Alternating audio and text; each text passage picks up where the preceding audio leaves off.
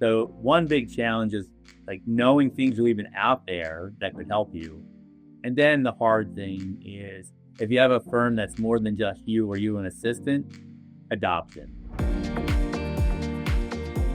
Welcome to the Edge for Tomorrow. Today's guest is Mike Gary, the founder and CEO of Yardley Wealth Management. Mike, thanks so much for being here with me. Tracy, thanks for having me. I really appreciate the opportunity. I appreciate that not only do you have 2 decades of experience in this space, you also merge deep financial expertise with your legal background. How does that give you a unique edge?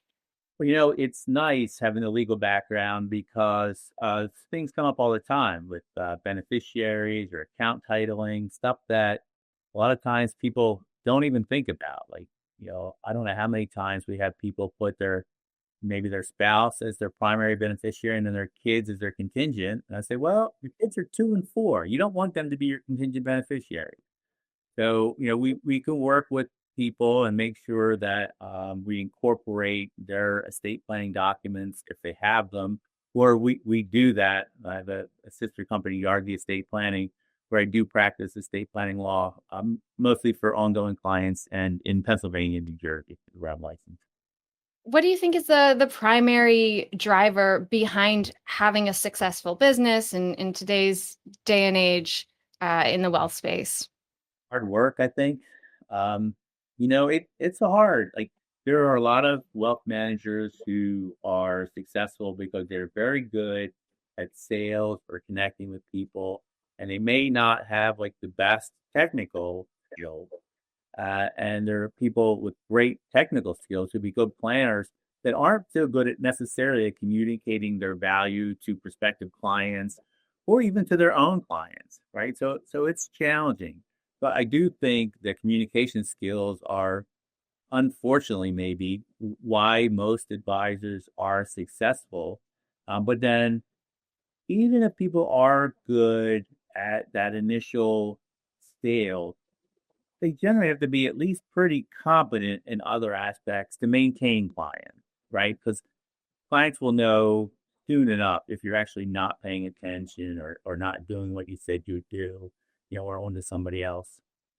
Although there's a lot of inertia in the space, right? And if you only meet your advisor like an hour a year, you might not know that they're not paying attention to you. So it's challenging. I say that as someone who's not great necessarily at reaching out to prospective clients and feel like I have, with the legal background, I have more of a technical expertise, I say on average than the typical advisor. And I'm not one who's going to walk up to a stranger and say, hey, I'm Mike. This is what I do. That's not me. Yeah, it's unfortunate that sales has to be a part of everyone's success because the things that we're good at may really have nothing to do with the same type of skills that are required for sales. And it's especially in the digital age when you have to be so much more present, um, just to audiences in general, where people want to see a lot about you before they even pick up the phone, right, and have a call. So I, I feel you there. I think this industry does it backwards. So if I had stuck being a lawyer, which I only practiced about 2 years full time before this, if I had stuck doing that, then I would really spend the first 5, 8 years like learning how to be a lawyer before there was any like necessity of me having to bring in clients or any expectation I would bring in clients. So I'd actually know what I was doing. Whereas when I started in this industry in '98 at one of the large wirehouse brokerage firms, all I had to do was pass the Series 7 and the 65 to be minimally competent and then go get clients. And I would say, well, what about this? And they'd say, don't worry about that. Just bring them in and we'll make sure we do what's best or what's right. I was like, don't worry about it. I just got to have law school. That doesn't really fly with a lawyer. Don't worry about it. How we're going to move forward in integrating more technology into practice or into connecting with clients. What do you see as maybe some main challenges in businesses trying to do this and potentially in yours? Yeah, I think there's a couple of main challenges. One, which is crazy to me, is like knowing what's out there. I was thinking about our podcast interview while I was walking the dogs this morning. I was thinking when I started this business almost 20 years ago, one of the ways that I could start it the way I did it, with a lot of like remote work and virtual offices, but because I really had a good idea of what the technology was that was available to me and could put it to use. And so it allowed me to be successful. Um, and then I was thinking the last time I looked at the software survey that Bob Deary's and Joel Bruckenstein put out, there were categories of software that I had never heard of. And I thought like it's amazing how that's come. So one big challenge is like knowing things are even out there that could help you.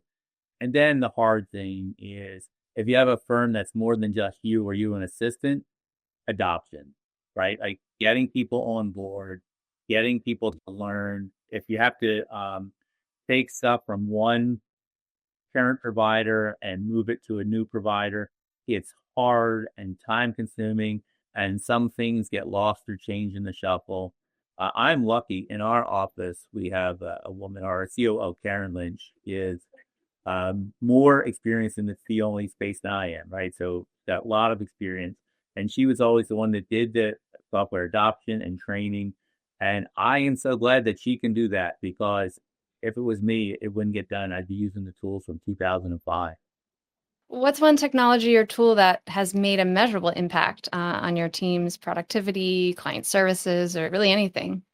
About a year ago, we started with a note taker app. So we use Jump for that. And I think it's great. I would say that so far, no client has said it wasn't okay for us to record them. And it takes what's typically been a 45 minute to an hour process of taking notes after an hour-long meeting. And now it's a 5 minute process where I'm able to configure Jump so that the notes are in the format that we had always used them and with the tasks and follow-ups in them. And basically, one person on the team's job to go through and make sure that who was at the meeting Jump didn't miss anything or nothing's like misrepresented. And so that 45 to 60 minute process now is about 5 minutes, and it's fantastic. That's incredible. And I'm also glad you brought that up because of trust. No clients so far have had any issues with being recorded. They trust you with that. And how else do you ensure clients feel secure and understood in an increasingly digital world and in implementing digital solutions? There's all these digital things that, account opening's all digital now. Everything's digital. They all get emails. Yeah, I think that it's great that we have the digital tools that we have that we could do things, but our clients typically are not real young and they're not digital native. And I think they really like having the personalization, the actual phone call. And then when they call, they're going to get somebody. It doesn't go to voicemail. There's not a chat bot waiting to deliver like some sort of service to them. They get a human being that they've met into the phone. So it's hard. That is a challenge. What excites you about the potential of technology? Yeah, what I'm hoping is that the technology can help us do a better job with our clients and also allow us to work with more clients. Because we use technology in a couple of ways that really save time. Like for instance, for our podcast, for the content that's in the news, I see an article. There's like two or three things that I disagree with the commentator on, and Maddie in the office will go use ChatGPT, summarize the article, come up with questions. I'll say, okay, well, I also want to talk on these two things and come up with that. And it takes a process that would have been really hard in the past into like a 5 to 10 minute process.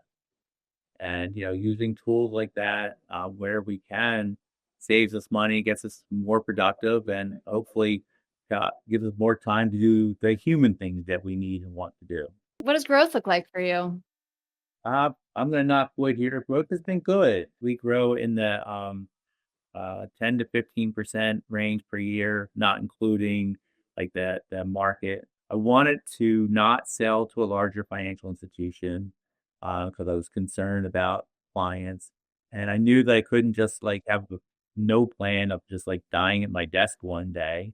And I love it because it gives me a mission, right? Like that I have in the 10 or 15 years left in my work career, I have to do the best I can to make sure others know what they need to know to be successful when I'm not there. And once I'm there and the anchor's gone, they'll all like be way better, I'm sure. And what called you to be more a part of social media with your podcast? I think I said earlier in here, like I'm not a real outgoing guy. And when I left my last firm to start this firm, we had zero clients, right? So it was like starting from zero, and it was challenging. But what happened was I got SEO for Dummies from the library, and I learned how to build our website before work made it much, much easier.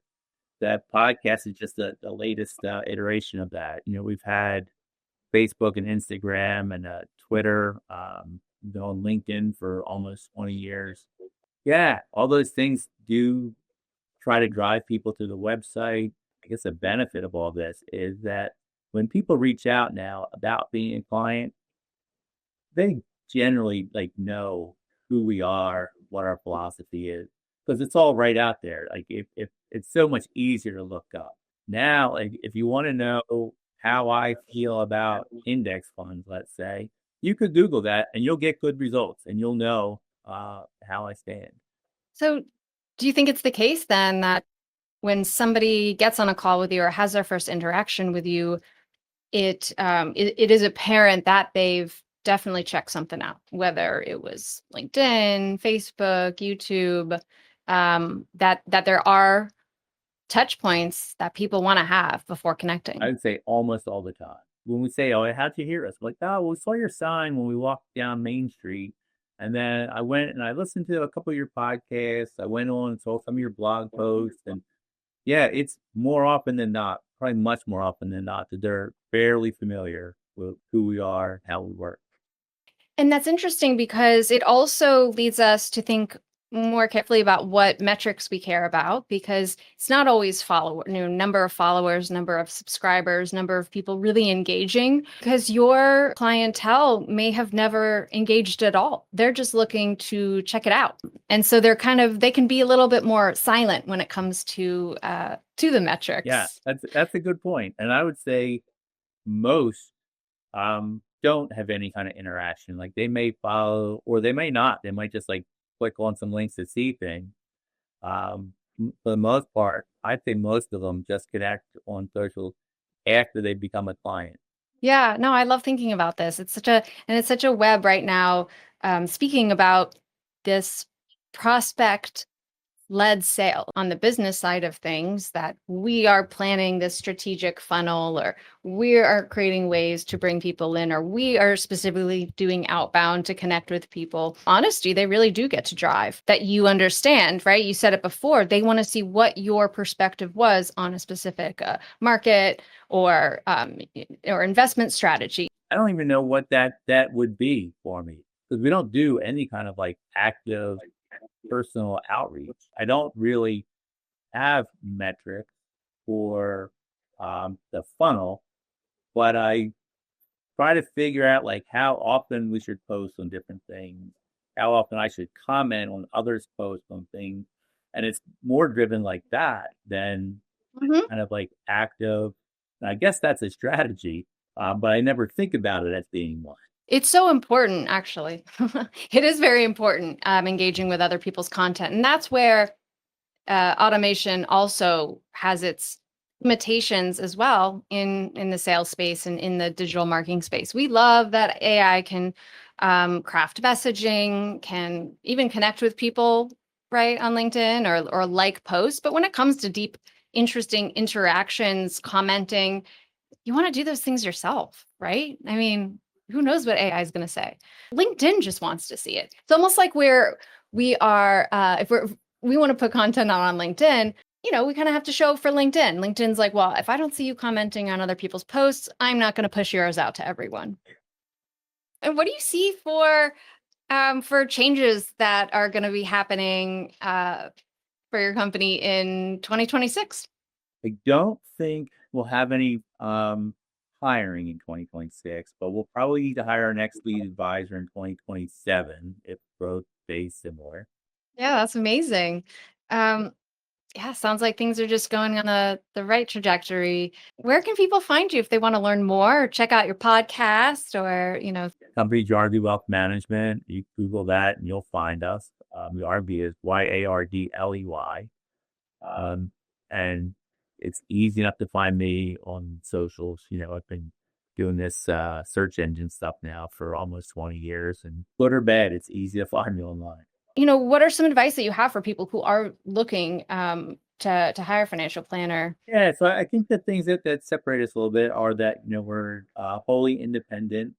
So we're not owned as part of a big bank or brokerage company, and we are planning focused. And so that planning includes estate planning if that's necessary, tax planning for just about everybody. Big things like we'll go through the tax return, review it, see if there's anything they're missing, any opportunities.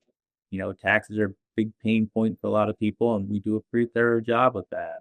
We really lead with the planning, right? So time consuming and it's not like sexy, but we go through everything and make sure that people are doing what is in their best interest.